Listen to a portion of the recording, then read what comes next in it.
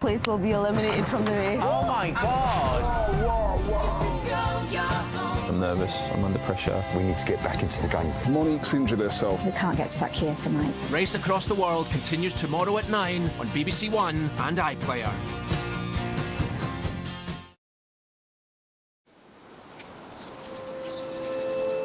This is BBC One. Now, the BBC News at 6 with Rita Chakrabarti. Today at 6, crowds await Donald Trump's arrival in court in New York. He's the first former president ever to face criminal charges, which relate to buying the silence of a former porn star. Mr. Trump denies the charges and claims that he is the victim of a political prosecution. Stop the witch hunt! Stop the witch hunt! Ever divisive, Mr. Trump has both supporters and opponents camped outside the courthouse, loudly proclaiming their views. This is the scene right now. Mr. Trump is due in court in just over an hour's time. We'll be looking at exactly what charges Donald Trump is facing and what the consequences might be for him. Also on the programme. A court in Swansea finds 2-year-old Lola James was murdered by her mother's partner, who claimed her injuries were caused by the family dog. A fine of more than £12 million for TikTok for allowing children under 13 onto the site without parental consent. And the illness that affects the brain and nervous system, multiple sclerosis, is the focus of a radical new medical approach. On BBC London, as 2 Met officers appear in court on criminal charges, we hear how the Met has been grappling with rooting out corrupt officers for decades.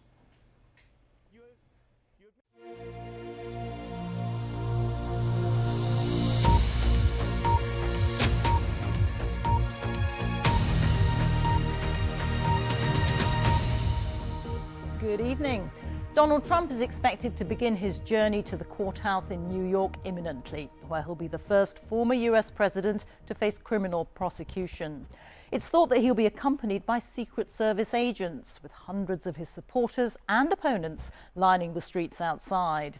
Mr. Trump is expected to be fingerprinted and photographed before appearing in the courtroom. The extent of the charges against him will then be revealed. They're expected to relate to a payment made to buy the silence of a porn star shortly before Mr. Trump's election victory in 2016. He denies wrongdoing and has repeatedly denounced the case as a witch hunt, today calling it a tragic day for our republic. Well, our North America editor Sarah Smith is outside the courthouse in New York for us now. Sarah. Yeah, where you can see there are hundreds of demonstrators and almost as many police outside this courthouse waiting for that moment when, for the first time ever, a former US president will appear to be arrested for a criminal offence. Now, in the days leading up to this, Donald Trump has been taking pains to appear defiant, insisting that he is the victim of this, that he is being politically targeted by people who want to stop him becoming president again in 2024. When he comes here to actually go through the process of being arrested and then arraigned and has to enter a plea to the criminal charges against him, we'll see whether he is able to maintain that defiant stance and whether he really is able to turn this into a positive political event that he thinks will help propel him into the White House in next year's election. The chaotic circus that surrounds Donald Trump has landed in Lower Manhattan. Just outside the criminal court, passionate pro-Trumpers meet die-hard Donald haters. We cannot tolerate this injustice in the United States of America. No more. That's one of Trump's most loyal members of Congress, pushing the line that this prosecution is a politically motivated witch hunt.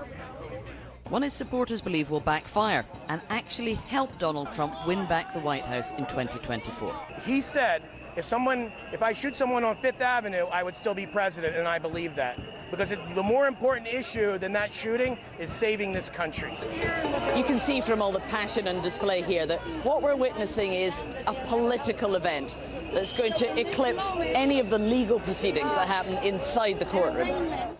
Anti-Trump protesters are hoping that whatever happens in this court case it will derail Trump's 2024 bid for the presidency. I'm embarrassed to say that Donald Trump is from New York also, but I'm here because he's indicted and I'm excited to watch him finally and lock him up. Trump did wrong, so should he be in prison? Don't they lock up people for doing bad things? Okay, so why should he be excluded? A heavy police presence outside the court is preparing for a moment in history. The first time a former US president has been arrested and charged with a criminal offence. In a last email message sent out to supporters before he came to court, Donald Trump railed that America is becoming a Marxist third world country that criminalises dissent and imprisons its political opposition. Attacking the prosecutors may not work as a legal defence strategy, but it is clearly the political line Mr. Trump intends to follow. He will need to summon all his legendary bravado if he's going to maintain that defiant stance all through the court process later today. Sarah Smith, BBC News, New York. So what exactly are the charges against the former president, and what could be the consequences if he's found guilty? Our analysis editor Ros Atkins is here to explain. Ros. Rita, thank you very much indeed. Now, Donald Trump has faced an array of criminal investigations before, but he's never been charged. That, though, is about to change. And the reason why connects to Stephanie Clifford. She's a former porn star, better known as Stormy Daniels, and she says that she and Donald Trump had an affair in 2006, something that he denies. Next, we fast forward 10 years because Trump's then lawyer, Michael Cohen, becomes part of the story. Just before the 2016 presidential election, he paid Stormy Daniels $130,000 to keep quiet about the affair. Now, doing that isn't illegal in America, but after Donald Trump personally reimbursed Michael Cohen, the payment was recorded as being for legal fees. And prosecutors believe this constitutes falsifying business records and breaking election laws too. I should say, Donald Trump denies this and calls the whole thing a witch hunt. But if he were found guilty, what kind of punishment could there be? Well, depending on the charges, a fine is by far the most likely outcome, but jail is possible, but unlikely. And as I tell you all of this, you might be thinking, well, can President Trump still run for president? The answer to that is yes, because being charged doesn't change the equation, nor would being convicted, though, of course, both scenarios may impact his campaign. And he's facing other investigations too. Here are some of them. The FBI continues to investigate the handling of classified documents, some of which were retrieved from Mr. Trump's Mar-a-Lago offices. There's a Justice Department investigation into efforts to overturn the 2020 election. That includes the Capitol riots, though it's not clear if this investigation is focused on Mr. Trump. And then there's Georgia as well. There's a criminal investigation into whether Donald Trump specifically interfered in the election result there. So today is a moment of legal and political jeopardy for Donald Trump, and there may be more of those to come. Rita, thanks. Ros, thank you. Well, let's go back to New York now and to our North America editor, Sarah Smith. Sarah, the atmosphere where you are is clearly febrile. Just how seismic a moment is this? It's enormously important historically, because as we know, this is the first time a former president has been charged, and it will inevitably have an impact on the 2024 campaign, because it's also the first time we've ever seen a leading candidate running for president be charged in a criminal trial like this. And as Ross was just telling us, of course, it's not the only legal difficulty he may find himself in. So through the course of this year and next, as we're gearing up for that crucial 2024 presidential election, we could be seeing the Republican nominee, if Trump wins that nomination, fighting several legal battles at the same time as running an election campaign. We've never witnessed anything like that before. And so that means we have no idea, really, what impact this might have on his chances of returning to the White House. Will it kill his bid for that? Will it boost his bid for that? It all remains to be seen as we watch this legal process play out and discover what the political ramifications may be. Sarah, many thanks. Sarah Smith reporting there. And there is, of course, plenty more coverage of Donald Trump in court from 7 p.m. on the BBC News channel and also on BBC News Online.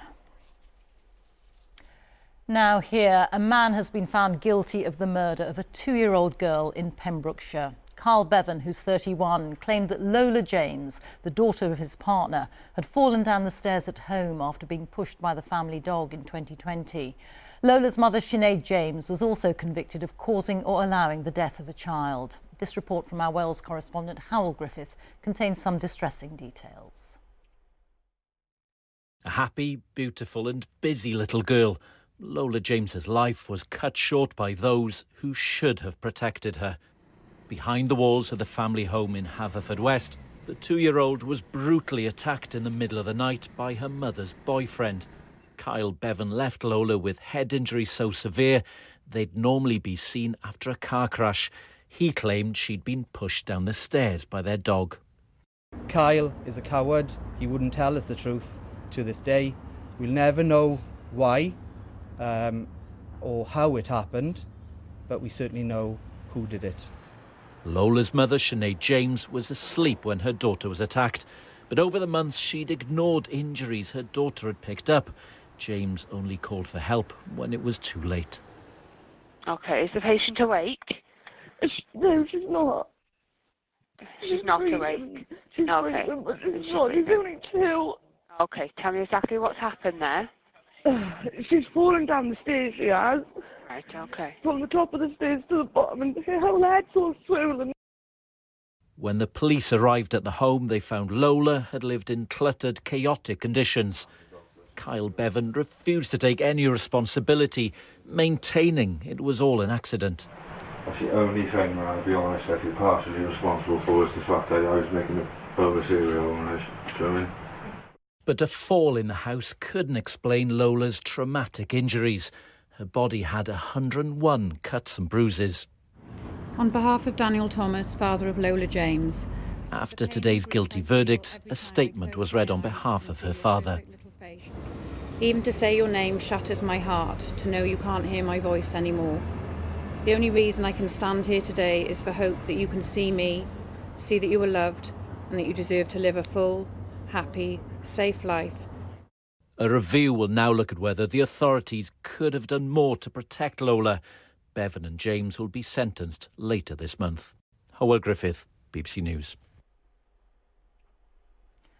The social media app TikTok has been fined more than £12 million by the information watchdog, the ICO, for failing to protect children's data and privacy. It says up to 1.4 million under-13s in the UK were allowed to sign up to the platform in 2020, even though TikTok bans anyone of that age from creating accounts. Well, our technology editor Zoe Kleinman has more details. Zoe. Thank you, Rita. Let's just remind you what TikTok is. It's a social media platform owned by a Chinese tech company which allows you to watch and share short videos. It's used by over 1 billion people across the world and it's been downloaded more than 3.5 billion times. The media regulator Ofcom recently released a children's and parents' online attitude survey, and that showed over half of children in the UK aged 3 to 17 used TikTok last year. Now TikTok's been fined £12.7 million by the UK's data watchdog for failing to protect the privacy of children between 2018 and 2020. It's one of the largest fines the Information Commissioner has ever issued, but it's still half of what was threatened last year. One campaigner has compared collecting children's data with adults following them around in a playground, writing down everything they do. The Information Commissioner estimates that TikTok allowed up to 1.4 million UK under-13s to use its platform in 2020. That's despite its own rules not allowing children that age to create an account, even with their parents' permission. When you do create an account, you put in your date of birth yourself, but TikTok says it does catch out those who lie, and it removed 17 million accounts worldwide in the last 3 months last year for those it suspected were too young. In response to the fine, TikTok says it has a team of 40,000 people working on keeping its online community safe, and it's pleased the maximum fine was not imposed. TikTok faces a number of challenges at the moment, including global concerns about its data security and more general fears about social media use and mental health. This new fine is yet another development that keeps it in the spotlight for all the wrong reasons. Thank you very much, Zoe. Now, providers of social care and charities have criticised the government's decision to hold back half the money it pledged for the development of the sector's workforce in England. In 2021, it promised £500 million over 3 years to help plug staff shortages, but it hasn't allocated the whole sum, even though many care providers are struggling to recruit staff. Ministers insist that their reforms will bolster the workforce, and they say they are considering how best to use the remaining funding. Our political correspondent Helen Catt reports. What's the large amount of money I owe? The social care sector has been feeling a serious financial squeeze in recent years. The government has promised billions more in funding, including investing in the sort of digital technology being embraced in this home in Folkestone. But finding staff is a major challenge. Staffing is one of the biggest issues in the social care sector, and to provide good outcomes for people needs well-trained staff and staff that really get to know the residents well. Changes to immigration rules have allowed him to bring in more workers like Emil, who's from India, to fill vacancies he can't cover locally. About half of Ernie's care staff now come from abroad. Across town at a different care home, Roger also struggles to find staff, particularly for his separate home visiting business. People don't find working in care appealing anymore. They really feel it's a job that's relatively low paid, it's extremely hard work, and the rewards aren't as good as what they could be. To tackle that, the government is putting £250 million into funding hundreds of thousands of training placements and a new care qualification. But it's only half the £500 million it promised to put into the workforce in December 2021. What the government has done today is really say to people who need social care and those that work in the social care sector, we're not there for you. So there still will be vacancies, which means staff working in social care will be overworked and burnt out. There'll be people whose needs cannot be met by the social care system. Why hold back half of the 500 million? We're not taking any money away from social care. All the money that was allocated for social care is going into social care. We made a historic commitment to social care at the autumn statement, up to £7.5 billion going into social care. And today what we're doing is announcing the next steps on our social care reform. Opposition parties disagree. I think this is a betrayal from the government of older people and those with needs in social care. They promised a lot. And now they're delivering almost nothing. With 165,000 vacancies in our care sector, we do need action. The Conservatives aren't taking, in fact, they're going backwards. The Green Party wants to make social care free at the point of use. Today's announcement is just one part of the bigger funding picture. The government insists it is still committed to a long-term vision for social care. Helen Catt, BBC News, Folkestone. The time is 17 minutes past 6, our top story this evening. In the last few minutes, Donald Trump has left for court in New York. He's the first former president ever to face criminal charges, which relate to buying the silence of a former porn star. Hello. Hi, mate. How are you? And the moment 8-year-old cancer patient Harry's jaw dropped as he met his hero, Everton keeper Jordan Pickford. And on BBC London, the project launched to tackle holiday hunger over Easter, and where to find one of the most picturesque sights in the capital as the cherry blossoms come into bloom.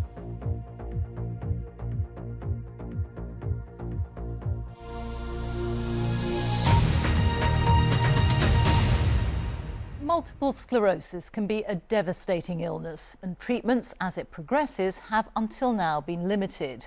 But a groundbreaking trial has begun in which existing drugs are being repurposed for people with progressive MS. The trial is being called Octopus because it'll examine several drugs at the same time on different volunteers and is being funded by the MS Society to the tune of £13 million. According to the MS Society, around 1 in 500 people have multiple sclerosis in the UK. The condition affects the brain and central nervous system, with symptoms including fatigue, difficulty walking, pain and problems with coordination. MS is 2 to 3 times more common in women than in men and is often diagnosed between the ages of 20 and 40, although it can develop at any age. Our correspondent Caroline Wyatt, who's living with MS, has been to meet one of the trial's first patients. Ailsa Geedy and her husband Rob have been together since university. They married in 2003. By then, they knew that Elsa had MS. At first, her symptoms would come and go, what's known as relapsing-remitting MS. The couple went on to have 3 children, but by last year, her symptoms no longer went away. Like me, she now has progressive MS, where the damage to nerves gets worse. Facing progressive MS feels quite different to facing relapsing-remitting MS. Part of that is because of what medication's available. And I know I'm not eligible for that because I don't meet the criteria that you need to meet. MS is a disease of the brain and central nervous system, in which the immune system mistakenly attacks the fatty myelin sheath that normally protects the nerves, like insulation around electric wires. As that protection is gnawed away, the nerves stop being able to send the signals that help us to walk, talk, think clearly, or use our hands normally. In multiple sclerosis, particularly progressive multiple sclerosis, there's a limitation in terms of the current treatments available. And what we need to do is to get hold of medications that can protect the nervous system and ultimately repair and remyelinate the nervous system. That's the goal. Elsa is one of the first 400 patients to join the new drugs trial that Professor Chataway is leading. Well done, that's great. It's called Octopus because it has several arms, meaning it can test more than one drug at a time. That design was first used in cancer, and then the race to find treatments for COVID-19. And there it goes. Do one more. It speeds up how quickly we can test treatments, and we thought this might be fantastic to trial in people with progressive forms of MS where there hasn't been as much progress, and it enables us to run several treatments at once, but also combine the trial stages, making it a much more efficient way of running it and also cheaper. Disability gets worse in MS thanks to the degeneration of nerves in the brain. And that happens to all of us as we get older, but in MS it's happening faster. So the hope is to identify drugs that can help slow that process down. After a brain scan and several other tests, Elsa receives her first dose of medication. What she doesn't know is whether she's on a placebo or one of the first 2 drugs chosen for the Octopus trial. Yes, great. Exciting. I hope that when I'm on the trial, it will keep me where I am, because that would be fine. You know, I've got difficulties walking and things like that, but I can cope with those and I can live with it. I don't want it to get any worse. So for Elsa and her husband Rob, it's worth taking part, if only for the hope that this trial offers. Caroline Wyatt, BBC News. Finland has become the 31st member of NATO after a short ceremony at the military alliance's headquarters in Brussels this afternoon. NATO, or the North Atlantic Treaty Organisation, was formed in 1949 by 12 countries, including the US, the UK, Canada and France. Its members agree to help one another if they come under attack. Before 1997, membership of the alliance in Europe was largely limited to countries in Western Europe. But since then, it's expanded eastwards until now it borders Russia. With Finland joining today, NATO's border with Russia has more than doubled. Finland's accession is a setback for President Putin, who's repeatedly complained of NATO's expansion eastwards. Finland applied to join last year after Russia's invasion of Ukraine, alongside Sweden, whose application is still pending. Our defence correspondent Jonathan Beale was at the event in Brussels. Jonathan, how do you assess the significance of this? Well, it's worth reflecting that on this day, 74 years ago, the NATO founding treaty was signed. Then there were just a dozen members. Now there are 31. The Finnish flag, the latest to be flying here at NATO's headquarters. Now, it is strategically significant. Remember that for decades, Finland was non-aligned. In other words, it didn't pick sides. That changed with Russia's invasion of Ukraine. Finland also has a border of 800 miles with Russia. And that is, of course, something that NATO will have to worry about too now. But the fact is that President Putin went into this war in Ukraine saying he wanted less of NATO. He's ended up with the opposite. The Kremlin has reacted angrily. It's accused NATO of escalating, of violating its own security concerns. It says it will take countermeasures. The reality is that most of Russia's military is tied up in an attritional war in Ukraine. That war has reshaped European security way beyond Ukraine's border. And remember, this isn't probably the end of NATO's expansion. As you say, Sweden wants to join, and there is hope here that it will do so in the coming months. Jonathan, thank you. An 8-year-old football fan who's been diagnosed with cancer has been given the chance to meet his footballing hero. Harry Garside has had to deal with severe challenges in his short life, developing a brain tumour and having to cope with the unexpected death of his father. Throughout all this, Harry, who supports Everton, has shown extraordinary bravery. And as John Maguire now reports, that's why his mother wrote to his favourite player, Everton and England goalkeeper Jordan Pickford. I'm writing to you because you are his inspiration and you are his hero. It all started with a letter from the mum of a young football fan to his hero. 8-year-old Harry Garside's story is a remarkable one. He fought off sepsis, pneumonia, then had surgery to remove a brain tumour. When a remaining part of the tumour became active again, Harry underwent 28 days of radiotherapy. But during that time, his father died, suddenly and at just 40 years old. I just had to tell him, I just had to sit down and say, Daddy's gone to heaven. And his reaction was just so sad. He had a cap on because he was too conscious of his hair loss. And he just pushed the cap right in front of his face and just cried. Harry had to put his grief on hold to complete his treatment. He was a warrior, and without complaint, he carried on. He was invited to Everton's training ground, where he had the surprise of his life. How are you? You okay? Nice to meet you. I'm Jordan. You Harry, aren't you? How are you doing? You okay? It's just a surprise. It's a surprise for you, isn't it? It's okay. It's okay. So what could top that? Well, last night he was a team mascot, and before the match against Spurs, even delivered a team talk. What did you say? I was saying, right, mate, you can't be doing any of this. You can't let Harry Kane score. You got to tackle him, and then you got to score. Harry Kane did score, though, but in the dying minutes, Everton equalised, so this was little Harry's night. It was really great being a mascot and going into the dressing rooms to see other Everton players. It's about Harry enjoying himself, and yeah, the reaction. It just shows what we can do to help people, put smiles on people's faces, you know. I can't put into words how hard the last couple of years have been for him, and honestly this has just been the biggest treat. Absolutely amazing, mind-blowing, isn't it? What do you say to Jordan? Thank you. Harry and his family have endured some incredibly tough times, but his smile spoke volumes as last night one little boy's dreams came true. John Maguire, BBC News at Goodison Park. Let's go back to New York, where Donald Trump has just arrived at court. Sarah Smith is there. Sarah, what's the scene?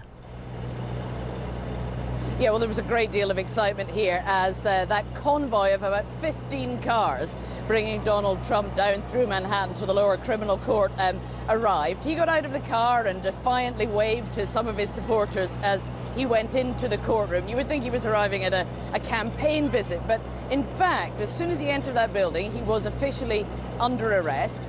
He'll be being processed inside there now, fingerprinted, and crucially being told what all the charges against him are. He doesn't have any of those details yet.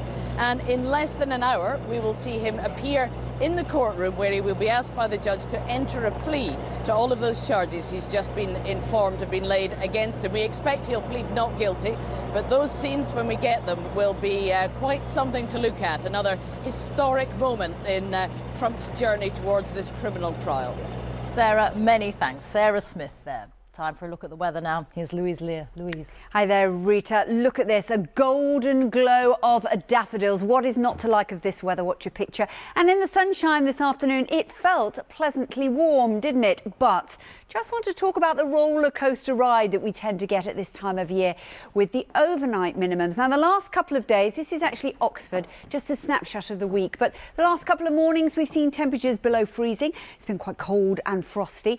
But with a change of wind direction direction. We're going to see a change through the middle part of the week and then the temperatures dipping once again. So if you are a gardener and you're desperate to go out and buy some plants or cut the heads off the winter shrubs, just hold off. April can be a bit of a cruel month when it comes to those temperatures.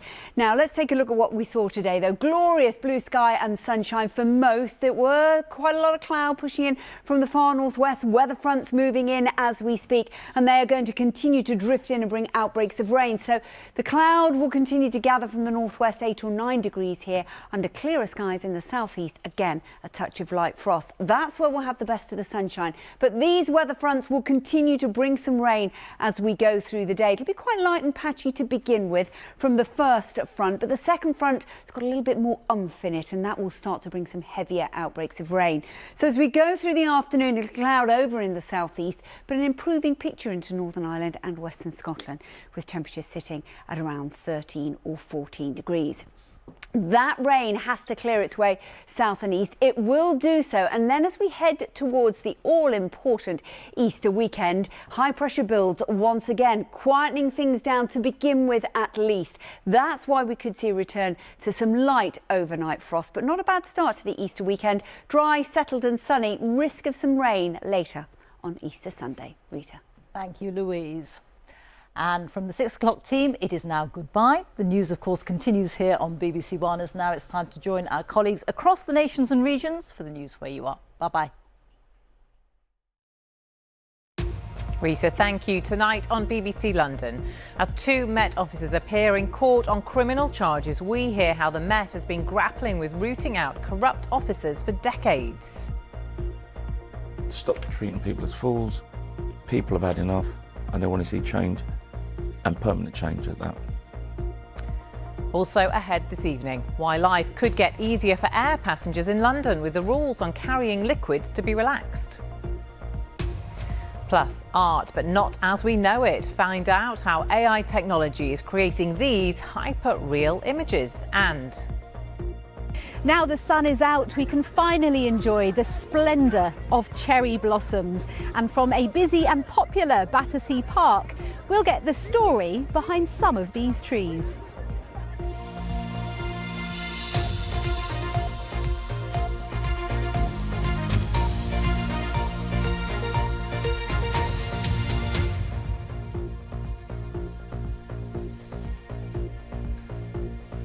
Good evening and welcome to BBC London News. I'm Samantha Simmons.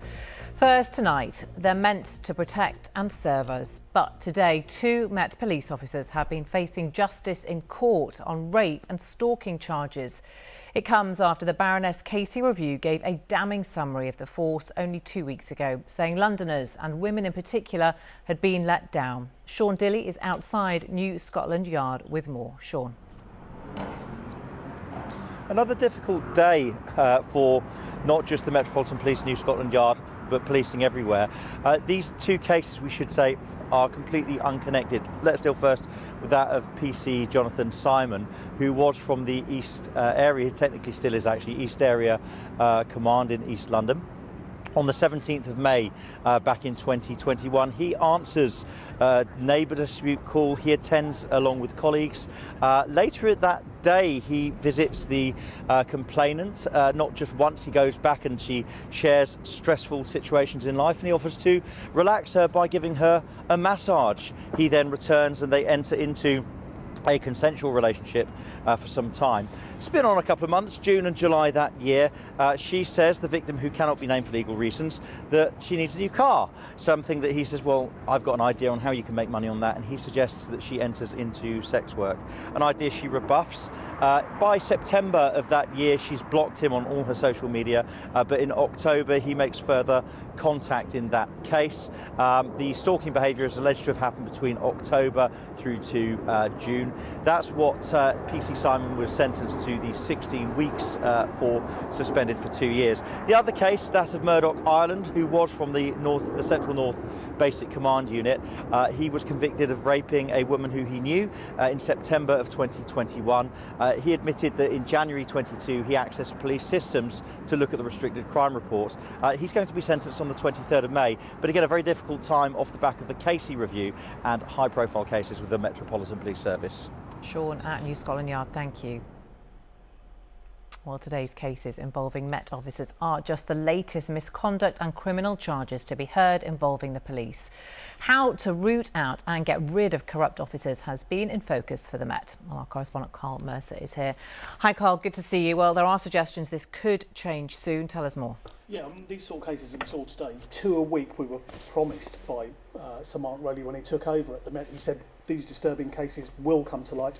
We are going to try and get to the bottom of it. What we're expecting this Thursday is a more detailed account of exactly what he's been up to after 6 months